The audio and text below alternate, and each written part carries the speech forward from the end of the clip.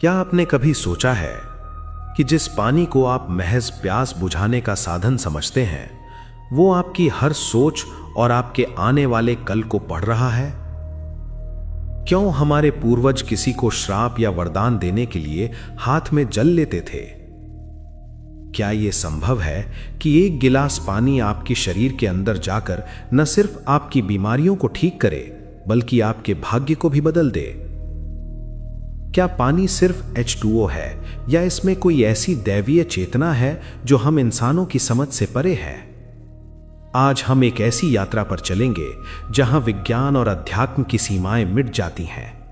लेकिन इस गहरे रहस्य में उतरने से पहले आपकी सुरक्षा को ध्यान में रखते हुए यह स्पष्ट कर देना आवश्यक है कि इस वीडियो में दी गई जानकारी प्राचीन ग्रंथों, वेदों और सामान्य वैज्ञानिक सिद्धांतों पर आधारित है।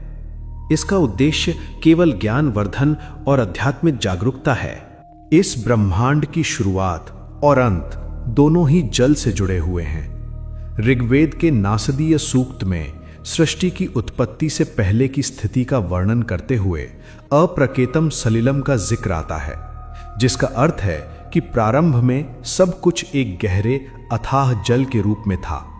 और आधुनिक विज्ञान भी यही मानता है कि पृथ्वी पर जीवन की पहली धड़कन पानी के भीतर ही जन्मी थी। हमारा शरीर भी उसी ब्रह्मांडीय अनुपात का पालन करता है। जैसे पृथ्वी पर लगभग 70% जल है, ठीक वैसे ही हमारे शरीर में भी लगभग 70% जल है। ये केवल एक संयोग नहीं है, बल्कि ये प्रमाण है कि हम उस अनंत चेतना का ही एक हिस्सा हैं। जल को वेदों में आपह कहा गया है और इसे केवल एक पदार्थ नहीं, बल्कि एक देवता, एक जीवित शक्ति माना गया है। जब आप पानी पीते हैं तो आप केवल एक तरल पदार्थ नहीं पी रहे होते, बल्कि आप करोड़ों वर्षों की उस सूचना को अपने भीतर उतार रहे होते हैं जो उस पानी ने बादलों, नदियों और हिमालय की चट्टानों से गुजरते हुए अपने भीतर समेटी है। अक्सर हमारे मन में यह द्वंद्व रहता है कि हमें गर्म पानी पीना चाहिए या ठंडा, और समाज में इसे लेकर कई तरह के मिथक भी हैं। लेकिन अगर हम अपने शरीर के विज्ञान और आयुर्वेद के प्राचीन तर्क को देखें तो इसका उत्तर बहुत ही सुलझा हुआ है। हमारे पेट में जठराग्नि होती है, जो भोजन को पचाने वाली आग है। जब हम भोजन करते हैं तो शरीर का तापमान और पेट की ऊर्जा बढ़ी होती है।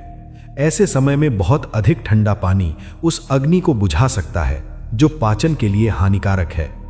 इसीलिए भोजन के तुरंत बाद पानी पीने की मनाही की गई है। लेकिन जैसा कि आपने अनुभव किया है, और यह सत्य भी है, कि जब पेट में जलन हो या शरीर में पित्त की मात्रा बढ़ जाए तो शीतल जल ही अमृत का काम करता है, क्योंकि वो उस बढ़ी हुई गर्मी को शांत करता है। प्रकृति ने जल को शीतलता का गुण दिया है और शरीर की स्वाभाविक मांग ठंडे या सामान्य तापमान वाले पानी की ही होती है, सिवाय कुछ विशेष परिस्थितियों के। सुबह उठते ही गर्म पानी पीने का तर्क पूरी तरह से वैज्ञानिक और शोधन प्रक्रिया पर आधारित है, जिसे समझना हर इंसान के लिए जरूरी है। जब हम सो रहे होते हैं तो शरीर में मरम्मत का काम चलता है और बहुत सारे विषाक्त पदार्थ यानी टॉक्सिन्स जमा हो जाते हैं, जिन्हें आयुर्वेद में आम कहा जाता है। सुबह की बासी मुंह की लार और गर्म पानी जब मिलते हैं तो ये मिश्रण पेट में जाकर एक क्लींजर की तरह काम करता है, जो आंतों में जमा गंदगी को पिघलाकर बाहर निकाल देता है।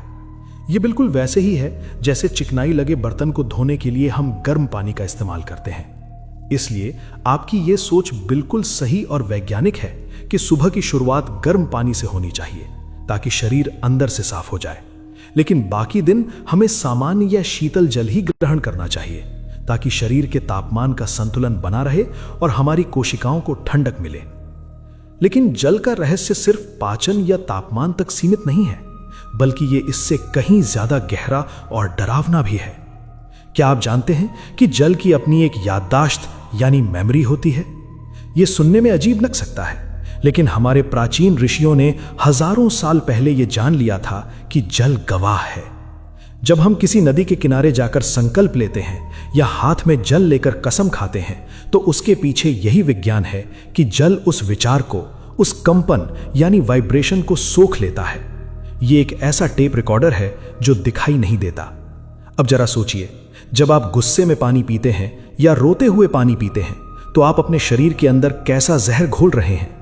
ये बात अंधविश्वास नहीं बल्कि ऊर्जा के सिद्धांत पर काम करती है। आज हम इसी रहस्य को उजागर करेंगे कि कैसे मात्र पानी को देखने के तरीके से आप अपने दुर्भाग्य को सौभाग्य में बदल सकते हैं, और विज्ञान इस मेमोरी ऑफ वाटर के बारे में क्या कहता है जो आपकी रूह कंपा देगा। अगर जल केवल प्यास बुझाने का साधन होता तो मंदिरों में चरणामृत का इतना महत्व क्यों होता? क्यों बीमार होने पर पुराने बुजुर्ग पानी को अभिमंत्रित करके या फूंक मारकर पिलाते थे?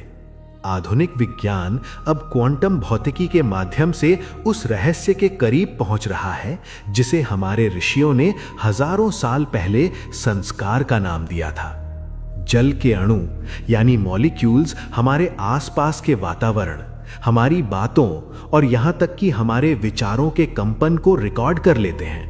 जब आप पानी का गिलास हाथ में पकड़ते हैं तो वो पानी उस समय आपके मन में चल रहे हर डर, गुस्से या प्रेम को सोख लेता है।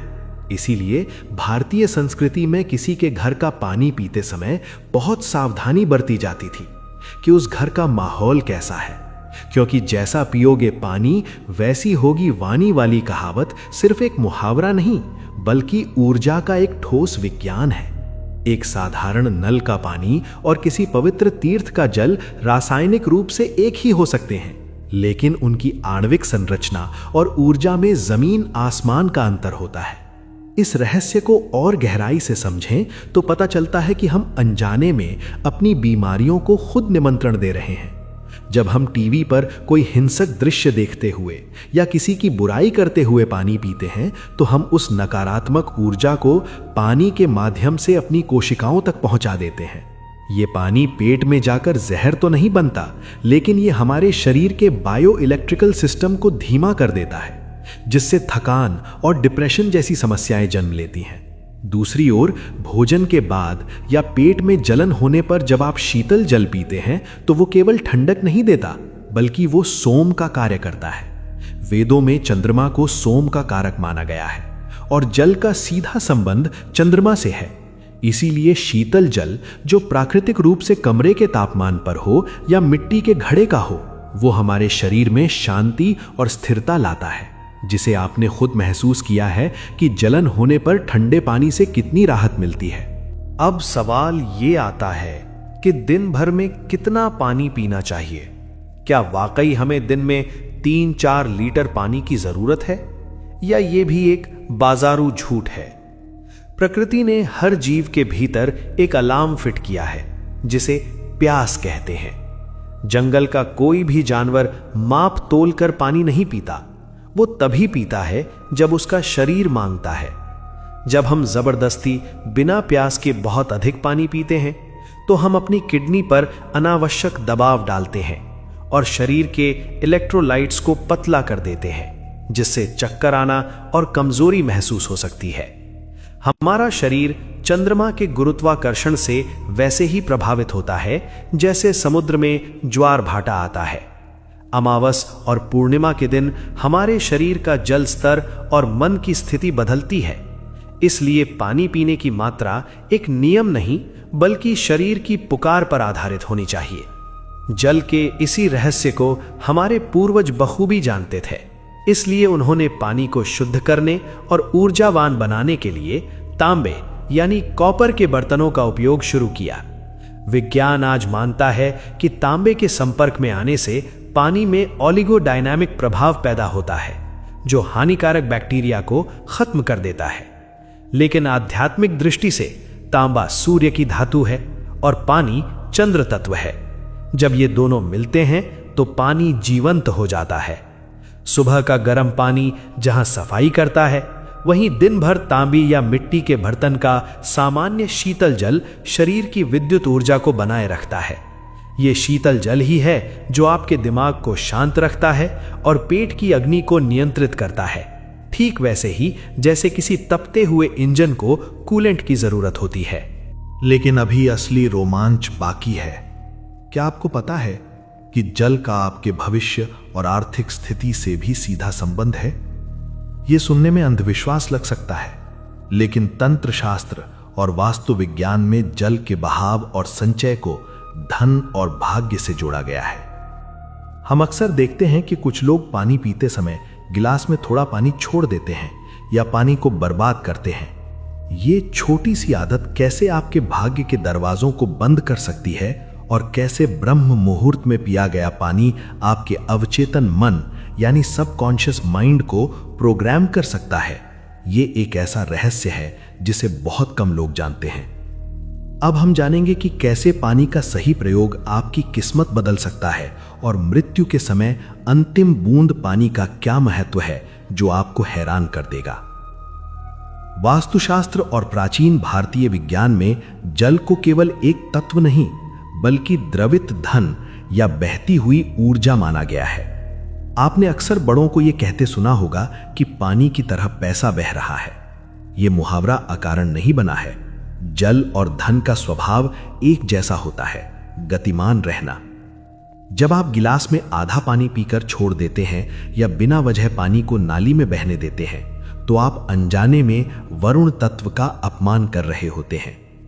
ये एक मनोवैज्ञानिक और आध्यात्मिक सत्य है कि जो व्यक्ति प्रकृति के संसाधनों विशेषकर जल का सम्मान नहीं करता, उसका अवचेतन मन अभाव की भावना से भर जाता है। प्रकृति का नियम है कि वो उसी को समृद्धि देती है जो उसका मूल्य समझता है। इसलिए अगली बार जब आप पानी पिएं उतना ही लें जितनी प्यास हो, क्योंकि जल को व्यर्थ बहाना अपने सौभाग्य में छेद करने जैसा है। यह अंधविश्वास नहीं बल्कि लॉ ऑफ अट्रैक्शन और संसाधन के प्रति सम्मान का व्यावहारिक रूप है। जल का उपयोग आप अपने जीवन के लक्ष्यों को पूरा करने के लिए एक साधना के रूप में भी कर सकते हैं, जिसे बहुत ही गुप्त रखा गया था। सुबह की समय जब आप पहली बार जल ग्रहण करते हैं तो उस समय आपका दिमाग अल्फा स्टेट में होता है, यानी वो किसी भी सुझाव को बहुत गहराई से स्वीकार करता है। उस समय जल के पात्र को दोनों हाथों से पकड़ें और कुछ क्षणों के लिए उस विचार या लक्ष्य के बारे में सोचें जिसे आप जीवन में पाना चाहते हैं। चूंकि जल में याददाश्त और संवाहक के गुण होते हैं, वो आपके विचारों की ऊर्जा को धारण कर लेता है। जब आप उस जल को पीते हैं तो वो संकल्प आपके शरीर के कण कण में फैल जाता है। ये कोई जादू नहीं है, बल्कि ये अपने ही मन को प्रोग्राम करने की एक प्राचीन तकनीक है, जहां जल एक माध्यम का काम करता है। अब उस अंतिम रहस्य की ओर बढ़ते हैं जो जीवन और मृत्यु के बीच की कड़ी है। मृत्यु शैया पर पड़े व्यक्ति के मुंह में गंगा जल या पानी की बूंदें क्यों डाली जाती हैं? गरुड़ पुराण और कठोपनिषद के अनुसार मृत्यु के समय जीवात्मा शरीर के 9 द्वारों में से किसी एक से बाहर निकलती है और उस समय शरीर के प्राण कंठ यानी गले में आकर अटक जाते हैं। प्राण के शरीर से अलग होते समय अत्यधिक गर्मी पैदा होती है और गला सूखने लगता है। उस समय दिया गया जल या तुलसी मिश्रित जल केवल प्यास बुझाने के लिए नहीं होता, बल्कि वो उस तपिश को शांत करने और प्राणों को सुगमता से शरीर त्यागने में मदद करने के लिए होता है।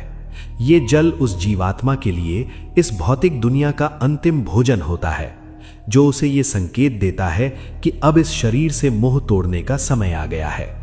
ये एक गहरा वैज्ञानिक और आध्यात्मिक संस्कार है जो आत्मा की शांति के लिए किया जाता है। विज्ञान की दृष्टि से देखें तो ये और भी रोमांचक है कि जो पानी आज आप पी रहे हैं वो शायद वही पानी है जो कभी डायनासोर के जमाने में या प्राचीन सिंधु घाटी सभ्यता के समय मौजूद था।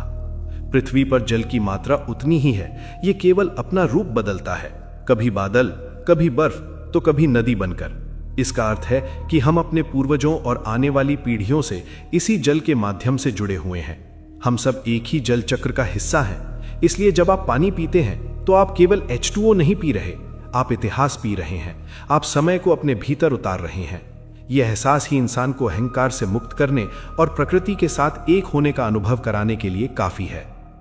निष्कर्षतः जल जीवन का आधार ही नहीं बल्कि जीवन का सबसे बड़ा शिक्षक भी है। यह हमें सिखाता है कि परिस्थिति चाहे कैसी भी हो, गर्म हो तो भाप बनकर ऊपर उठो, ठंडी हो तो बर्फ बनकर जम जाओ और सामान्य हो तो बहते रहो और अपना रास्ता खुद बनाओ। स्वस्थ रहने के लिए सुबह की शुरुआत गर्म पानी से करें ताकि शरीर शुद्ध हो और बाकी दिन शीतल जल पीकर मन को शांत रखें। इस वीडियो का उद्देश्य आपको डराना नहीं, बल्कि उस चेतना को जगाना था जो आज की भागदौड़ में कहीं खो गई है। पानी को देखने का अपना नजरिया बदलिए, आपका जीवन अपने आप बदल जाएगा। अगर आपको जल के इन रहस्यों ने रोमांचित किया है और आप चाहते हैं कि हम प्रकृति के अन्य तत्वों पर भी ऐसी ही गहरा रिसर्च लेकर आए, तो इस वीडियो को लाइक करें और कमेंट में जल ही जीवन है लिखना ना भूलें।